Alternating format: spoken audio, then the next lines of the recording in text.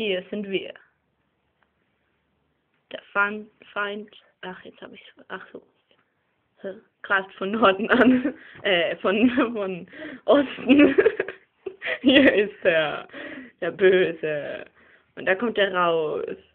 Und der andere Feind kommt von hier oben irgendwo. Ich weiß auch nicht genau, wo das ist, ne? Und wir sind eben hier irgendwo, ne? Und da ist ein Fluss. Der geht bis ins Meer hier unten, ne? Und da unten, da weiter unten sind auch noch ein paar Böse. Und hier bin ich gerne in den Ferien. Und Nee, du bist hier habe ich hier habe ich das letzte Mal gepoppt. Und da bin ich auf die Welt gekommen und hier ist Edoras.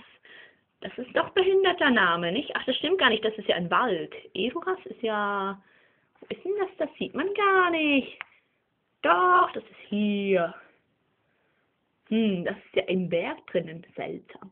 Ja, ist ja auch egal, ne? Also wir sind jetzt eben, wie gesagt, hier. Und das sieht folgendermaßen aus bei mir zu Hause, ne? Also hier haben wir die Immobilie, ne? Also da haben wir zuerst mal ein großes Tor da unten. Da kann man wunderbar reingehen. Und dann haben wir so lauter Häuser da. Das ist sehr große Immobilie, ne? Und dann da oben, da kann man Golf spielen, ne? Ist nur blöd, wenn es runterfällt.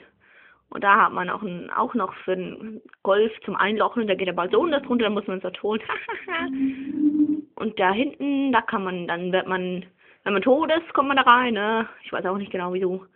Und hier drinnen, da tue ich schlafen, hier drin. Ja, das ist voll cool hier, ne?